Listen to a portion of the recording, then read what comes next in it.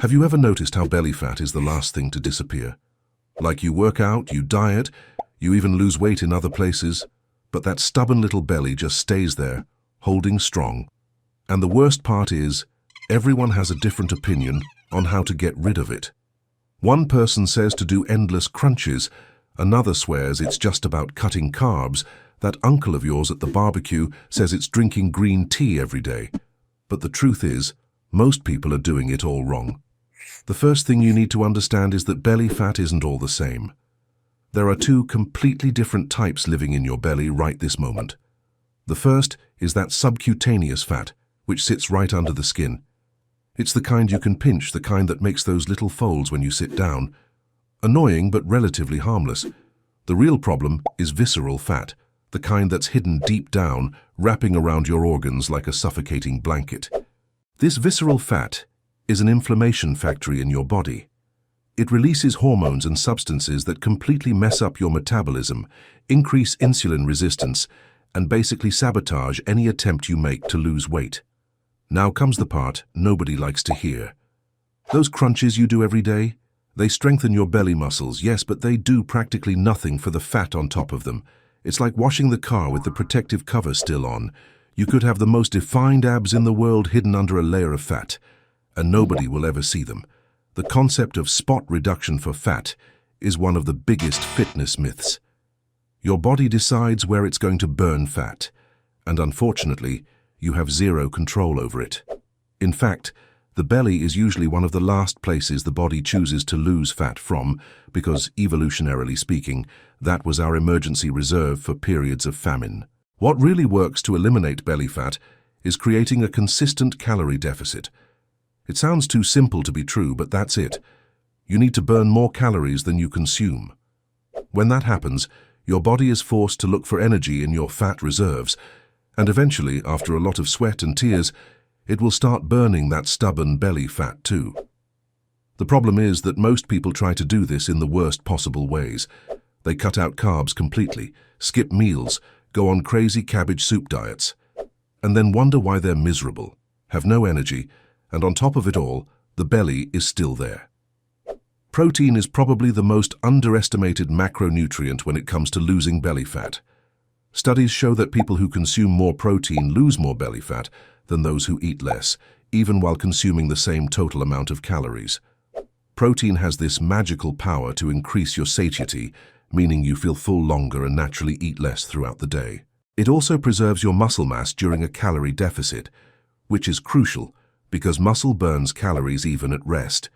And there's more, your body spends more energy just to digest protein compared to carbs or fats. It's called the thermic effect of food. Basically, you're burning calories just by chewing and digesting a chicken breast. Kind of ironic, but true. Carbs have gotten a terrible reputation in recent years, but they aren't the villain in this story. The problem isn't carbs themselves, it's the type and amount you consume. When you eat refined carbs like white bread, pasta, sweets, cakes, your body turns that into blood sugar super fast. This causes a huge insulin spike, which is the hormone responsible for storing energy. And guess where insulin loves to store that extra energy? Exactly, in your belly. Complex carbohydrates like sweet potatoes, brown rice and oats release sugar into your bloodstream much more gradually. This keeps your insulin levels stable and prevents that vicious hunger cycle that hits an hour after eating. Aerobic exercise is important, but not in the way you might think. The idea of spending an hour on the treadmill every day isn't the most efficient strategy. Your body is really good at adapting, so after a few weeks of doing the same walk at the same pace, you'll be burning fewer and fewer calories because your body has become efficient at it. What really speeds up fat loss is combining strength training with high-intensity interval training. When you lift weights, you're creating micro-tears in your muscles that need to be repaired. This repair process consumes energy for hours after your workout. And interval training, where you alternate between maximum effort and recovery, creates something called EPOC, which is basically your body continuing to burn calories at an elevated rate even after you've left the gym and are lying on the couch. Sleep is probably the most overlooked factor in losing belly fat, and at the same time, one of the most important. When you sleep poorly, Your body produces more cortisol, which is the stress hormone. Elevated cortisol is directly linked to the accumulation of visceral fat in the abdominal area. Furthermore, sleep deprivation completely messes up your hunger hormones.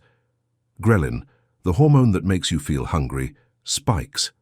Leptin, the hormone that makes you feel satisfied, plummets. The result is that you're hungry all day, especially for sweet and high-calorie things, and your willpower goes out the window. Studies show that people who sleep less than 6 hours a night have significantly more belly fat than those who sleep 7 to 8 hours. Chronic stress is another silent killer of your defined abs.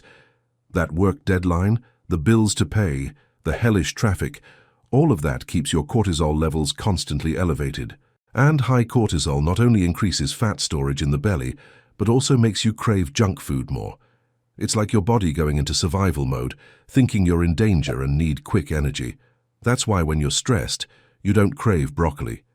You want to attack that chocolate or that pizza.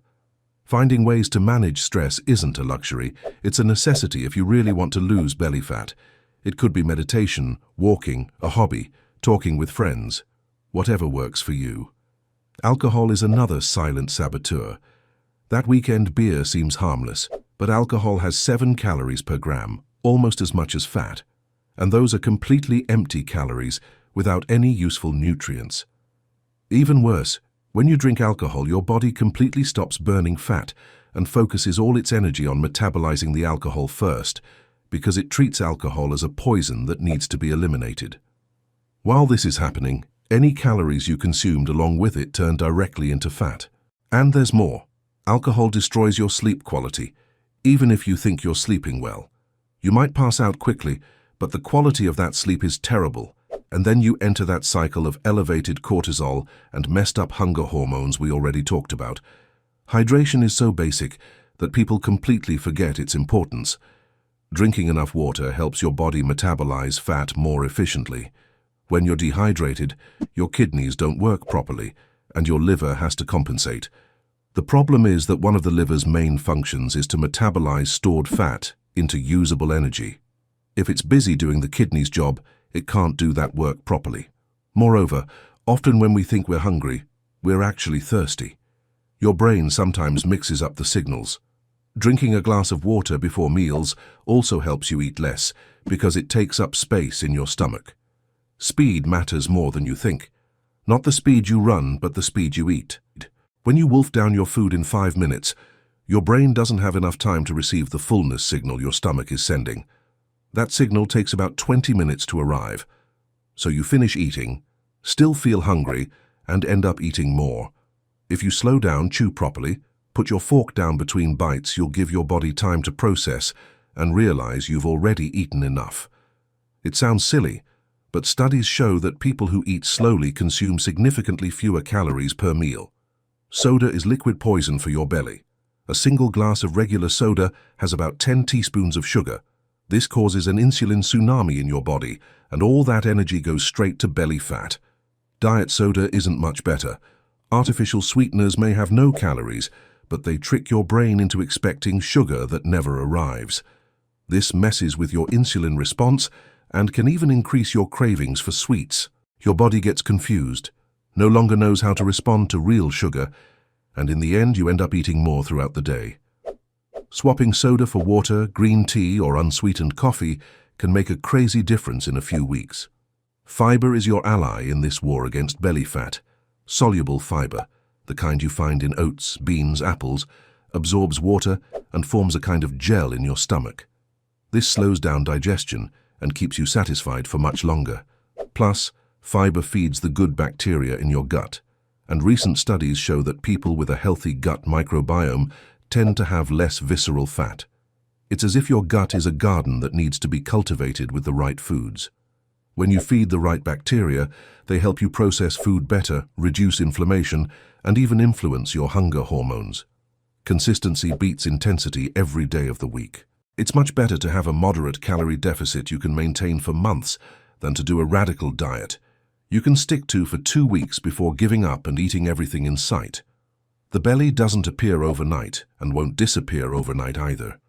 People who lose belly fat sustainably are those who make small changes they can keep forever, not those who make extreme transformations that last 15 days.